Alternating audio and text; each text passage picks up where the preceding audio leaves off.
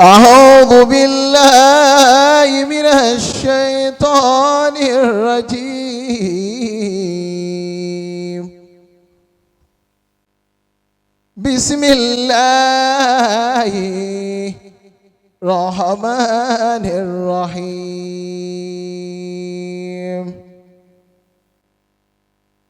ولقد آتينا داود منا فضلا يا جبال أوبي معه والطير وهللنا له الحديد وهللنا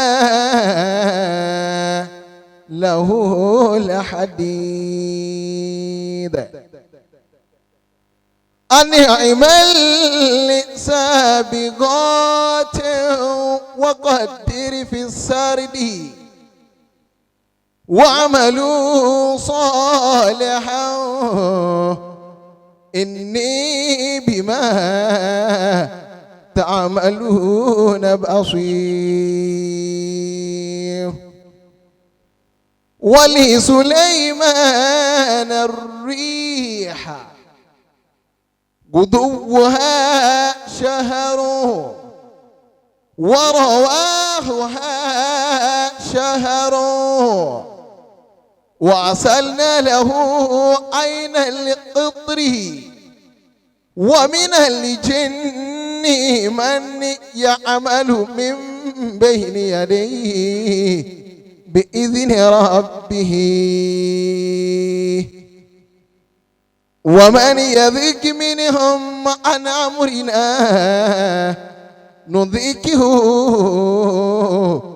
من عذاب السعير.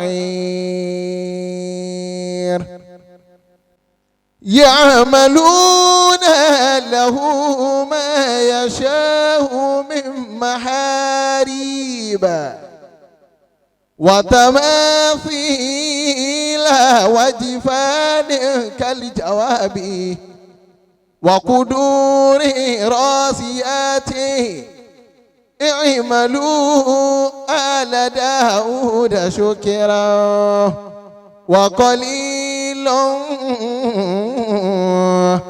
من عبادي الشكور.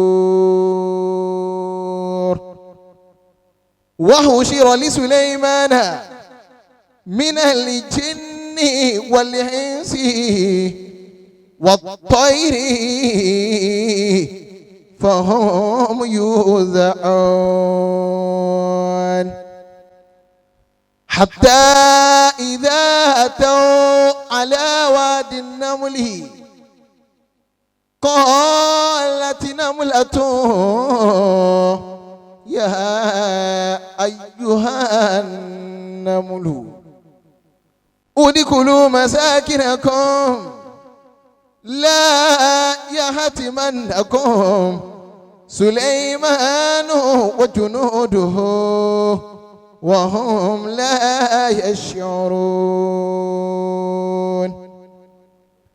فتبسم ضاحكا من قولها فقال ربي أوزعني أن أشكر نعمتك التي أنعمت علي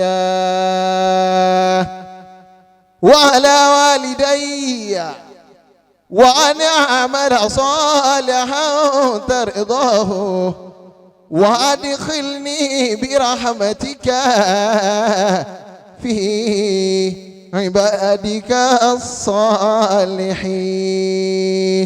صدق الله العظيم.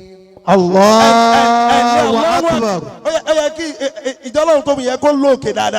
الله أكبر كبيرا. الله ولا بابا مجيجي سي